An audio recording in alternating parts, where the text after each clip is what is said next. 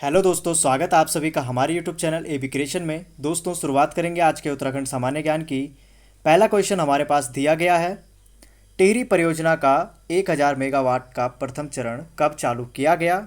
Option A 2005 में, option B 2006 में, option C 2007 में, ऑप्शन डी 2008 में।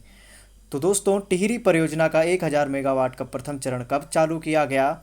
तो ये किया गया दोस्तों हमारा 2006 में। जी हाँ दोस्तों, 2006 में टिहरी परियोजना का 1000 मेगावाट का प्रथम चरण चालू किया गया था। और दोस्तों, कनिष्क सहायक 2018 के पेपर में यह क्वेश्चन पूछा गया था। तो बढ़ते अगले क्वेश्चन की ओर। दूसरा क्वेश्चन हमारे पास है, कोटेश्वर बांध किस नदी पर है? जी हाँ दोस्तों, कोटेश्वर बांध किस नदी पर है?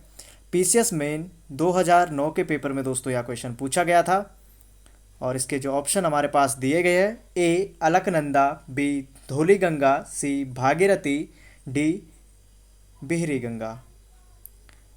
तो हमें बताना है दोस्तों कोटेश्वर बांध किस नदी पर है। तो ऑप्शन नंबर सी, जी हाँ दोस्तों, भागीरथी नदी पर दोस्तों कोटेश्वर बांध है हमारा। तो ऑप्शन नंबर सी हमारा इस क्वेश्चन का राइट आंसर होगा। बढ़ते हैं अगले क्वेश्चन की ओर। क्वेश्चन नंबर 3, किसाऊ बांध उत्तराखंड के किस जनपद में स्थित है? Option A Pithoragarh, B Chamoli, C Dehradun, D Uttarkashi. तो दोस्तों, किसाऊ बांध जो हमारा उत्तराखंड में स्थित है वो है दोस्तों हमारा देहरादून जनपद में। ऑप्शन सी हमारा इस क्वेश्चन का राइट आंसर होगा। और महिला सब इंस्पेक्टर 2016 के पेपर में दोस्तों यह क्वेश्चन पूछा गया था। तो बढ़ते हैं आज के अगले क्वेश्चन की ओर।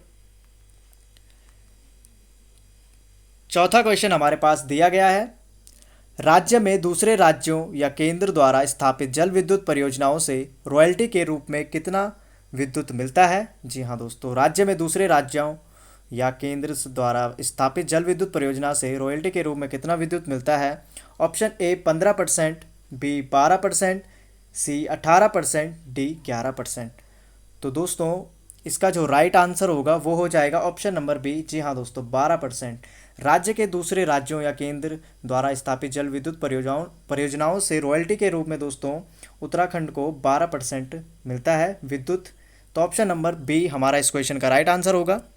बढ़ते अगले क्वेश्चन की ओर। पांचवा क्वेश्चन हमारे पास है, जोशियारा से धरासू तक विद्युत परियोजना हेतु जल ले जाने के लिए निर्मित 16 किलोमीटर लंबी भूमिगत सुरंग कहाँ स्थित है?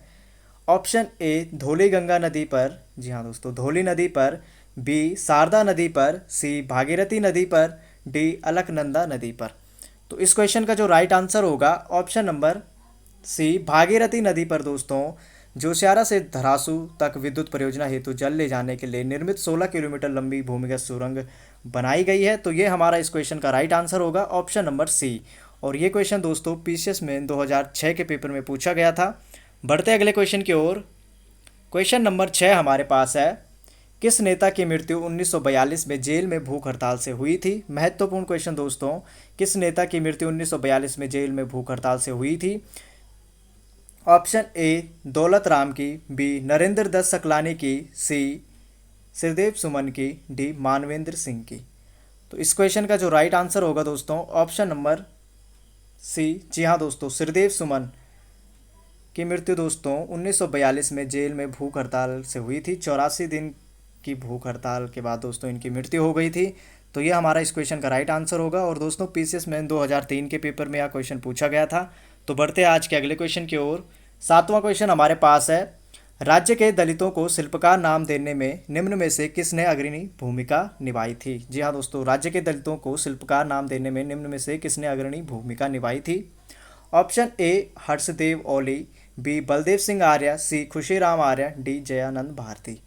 तो इस क्वेश्चन का जो राइट आंसर होगा दोस्तों, शिल्पकार नाम देने में जिसने अग्रणी भूमिका निभाई थी वो हो जाएगा दोस्तों हमारा ऑप्शन नंबर सी खुशीराम आर्य दोस्तों इस क्वेश्चन का राइट आंसर होगा। बढ़ते अगले क्वेश्चन की ओर। आठवां क्वेश्चन हमारे पास है, राज्य में सबसे कम कृषि योग्य भूमि कहाँ है? Option A Uttarkashi, B Bageshwar, C Udham Singh Nagar, D Rudraprayag. तो इस क्वेश्चन का राइट आंसर दोस्तों हमें बताना है। ऑप्शन ए भी हमारा इसका राइट आंसर नहीं है, उत्तरकाशी में भी नहीं है, बागेश्वर में भी नहीं है। उधम सिंह नगर दोस्तों कृषि सबसे ज़्यादा की जाती है उधम सिंह नगर में। तो ऑप्शन नंबर डी, जी हाँ दोस्तों, रुद्रप्रयाग। रुद्रप्रयाग में दोस्तों सबसे कम खेती की जाती है या फिर सबसे कम कृषि योग्य भूमि है दोस्तों रुद्रप्रयाग में? तो ऑप्शन नंबर डी रुद्रप्रयाग इस क्वेश्चन का राइट आंसर होगा।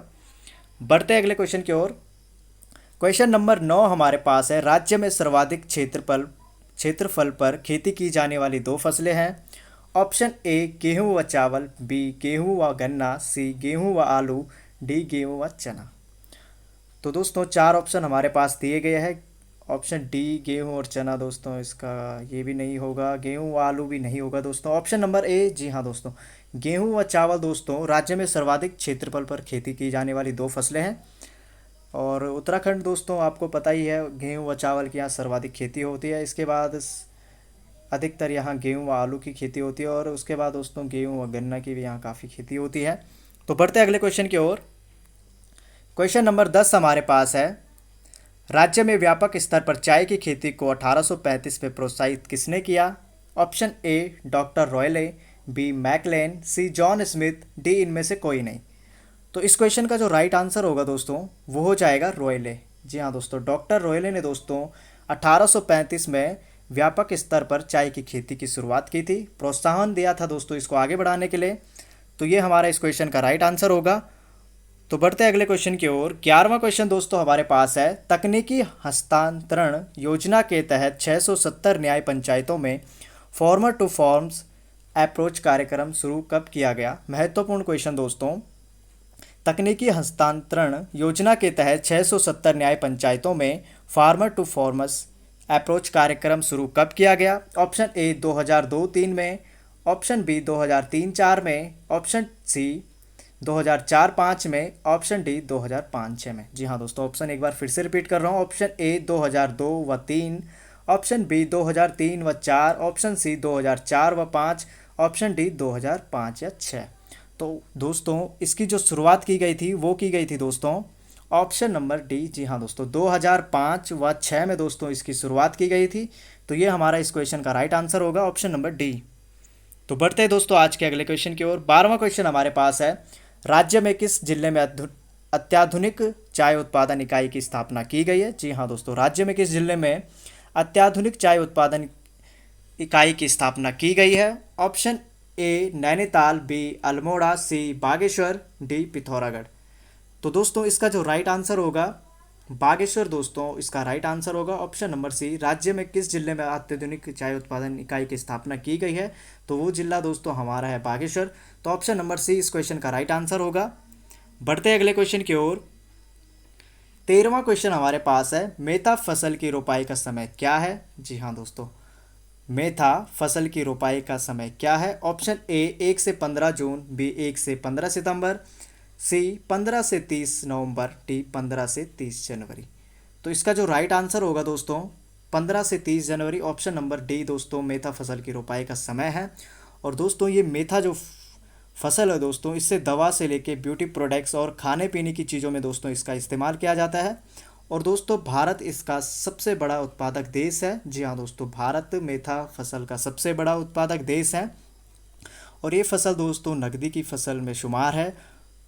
और ये फसल दोस्तों ज़्यादातर हमारे उत्तर प्रदेश में बाराबंकी या फिर कुछ अन्य स्थानों पर उगाई जाती है। तो ऑप्शन नंबर सी, जी हाँ दोस्तों, ऑप्शन नंबर सी 15 से 30 जनवरी दोस्तों इस क्वेश्चन का राइट आंसर होगा। बढ़ते अगले क्वेश्चन की ओर। क्वेश्चन नंबर 14 हमारे पास है, Guinness book of world records में अल्मोड़ा दर्ज है। 6.6 मीटर ऊंचाई का एक पौधा उगाने के लिए जो था, जी हाँ दोस्तों हमें बताना है Guinness book of world records में अल्मोड़ा का नाम जो दर्ज है दोस्तों, जो उन्होंने एक पौधा लगाया था 6.6 का मीटर ऊंचाई का, उस पौधे का नाम क्या है? तो ऑप्शन नंबर ए मक्का, बी तिल, सी मिर्च, डी गेहूँ। तो दोस्तों Guinness book of world records में दोस्तों मिर्च हमारा इस क्वेश्चन का राइट आंसर होगा। 6.6, जी हाँ दोस्तों 6.6 मीटर ऊंचाई का एक पौधा उगाने के लिए जो Guinness book of world records में अल्मोड़ा का नाम दर्ज हुआ था वो दोस्तों मिर्च के पौधे को उगाने के लिए हुआ था। तो ऑप्शन नंबर सी हमारा इस क्वेश्चन का राइट आंसर होगा। और दोस्तों यह क्वेश्चन पीसीएस मुख्य 2003 एवं 2004 में भी पूछा गया था, तो बहुत ही इंपॉर्टेंट क्वेश्चन है। बढ़ते अगले क्वेश्चन की ओर। क्वेश्चन नंबर 15 हमारे पास है, निम्न में से किसका उपयोग तापरोधी के रूप में किया जाता है?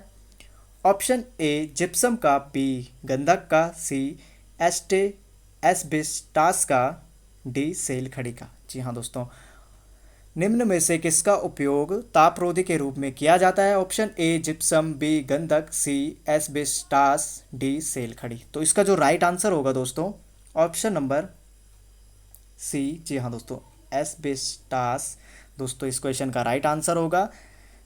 इसका उपयोग दोस्तों तापरोधी के रूप में किया जाता है। तो ऑप्शन नंबर सी हमारा इस क्वेश्चन का राइट आंसर होगा। बढ़ते अगले क्वेश्चन की ओर। 16वां क्वेश्चन हमारे पास है, राज्य के वनीय क्षेत्रों में स्थित खादानों में खनिजों का खनन निम्न में से किसके द्वारा किया जाता है? जी हाँ दोस्तों, इंपॉर्टेंट क्वेश्चन हमारे पास है, राज्य के वनीय क्षेत्रों में स्थित खादानों में खनिजों का खनन निम्न में से किसके द्वारा किया जाता है? Option A Garhwal Mandal Vikas Nigam, B Kumaon Mandal Vikas Nigam, C Uttarakhand one Vikas Nigam, D खनिज विकास निगम। जी हाँ दोस्तों, ऑप्शन नंबर सी हमारे पास यहाँ पे था दोस्तों, उत्तराखंड वन विकास निगम। ऑप्शन डी खनिज विकास निगम। तो इस क्वेश्चन का right answer option number C. जी हाँ दोस्तों, उत्तराखंड वन विकास निगम द्वारा दोस्तों राज्य में वन्य क्षेत्रों में स्थित खादानों में खनिजों का खनन किया करवाया जाता है। तो ये हमारा इस क्वेश्चन का राइट आंसर होगा, ऑप्शन नंबर सी। तो बढ़ते हैं अगले क्वेश्चन की ओर। क्वेश्चन नंबर 17 हमारे पास है, निम्न में से किस खनिज का उपयोग सौंदर्य प्रसाधन, साबुन आदि बनाने में किया जाता है? ऑप्शन ए खड़िया का, बी मैग्नेसाइट का, सी टॉल्क का, डी सेल खड़ी का। तो दोस्तों ऑप्शन नंबर सी टॉल्क का उपयोग दोस्तों सौंदर्य प्रसाधन एवं साबुन बनाने में किया जाता है। जी हाँ दोस्तों, बहुत ही महत्वपूर्ण क्वेश्चन है दोस्तों, इसे आप अपने इंपॉर्टेंट क्वेश्चनों की सूची में लिख सकते हैं, वेरी वेरी इंपॉर्टेंट क्वेश्चनों की सूची में। जी हाँ दोस्तों, तो बढ़ते हैं अगले क्वेश्चन की ओर। 18वां क्वेश्चन हमारे पास है, निम्न में से किस क्षेत्र में उत्तम कोटि के चूने पत्थर का भंडार नहीं है? जी हाँ दोस्तों, निम्न में से किस क्षेत्र में उत्तम कोटि के चूने पत्थर का भंडार नहीं है? ऑप्शन ए मदराम क्षेत्र, बी बरकोट क्षेत्र, सी पीपल कोटि, डी देवलधारी क्षेत्र। तो दोस्तों हमें बताना है उत्तम कोटि के चूने पत्थर का भंडार इनमें से कहाँ नहीं है।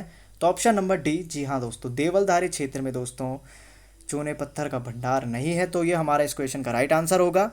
बढ़ते अगले क्वेश्चन की ओर। 19वां क्वेश्चन हमारे पास है, राज्य के किस राष्ट्रीय उद्यान को 2006 में प्रोजेक्ट टाइगर योजना में शामिल किया गया? जी हाँ दोस्तों, महत्वपूर्ण क्वेश्चन दोस्तों। ऑप्शन हमारे सामने दिए गए हैं, गोविंद राष्ट्रीय पार्क, बी गंगोत्री राष्ट्रीय पार्क, सी राजाजी राष्ट्रीय पार्क, डी कॉर्बेट राष्ट्रीय पार्क।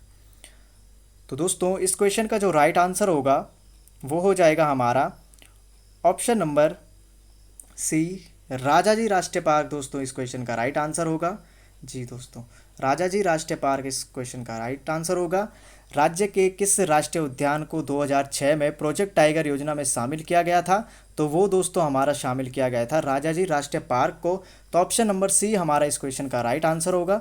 और दोस्तों पीसीएस प्री 2016 के पेपर में यह क्वेश्चन पूछा गया था। तो बढ़ते आज के अगले क्वेश्चन की ओर। 20वां क्वेश्चन हमारे पास है, राज्य का सर्वाधिक क्षेत्रफल वाला वन्य जीव विहार कौन सा है? ऑप्शन ए गोविंद वन्य जीव विहार, बी केदारनाथ वन्य जीव विहार, सी अस्फोट वन्य जीव विहार, डी सोना नदी वन्य जीव विहार। तो इस क्वेश्चन का जो राइट आंसर होगा दोस्तों, केदारनाथ वन्य जीव विहार दोस्तों राज्य का सर्वाधिक क्षेत्रफल वाला वन्य जीव विहार है। तो ऑप्शन नंबर बी हमारा इस क्वेश्चन का राइट आंसर होगा। जी हाँ दोस्तों, ऑप्शन नंबर बी केदारनाथ वन्य जीव विहार। तो बढ़ते आज के 21वें एवं अंतिम क्वेश्चन की ओर, जो कि आपके लिए एक एक्स्ट्रा क्वेश्चन डाला गया है आज की वीडियो में। निम्न में से कौन एक जैव आरक्षित क्षेत्र है? जी हाँ दोस्तों, निम्न में से कौन एक जैव आरक्षित क्षेत्र है? Option A Govind, B Corbett, C Rajaji, D Nanda Devi. तो दोस्तों जैव आरक्षित क्षेत्र के बारे में पूछा गया है, तो Nanda Devi option number D. जी हाँ दोस्तों, नंदा देवी दोस्तों इस क्वेश्चन का राइट आंसर होगा।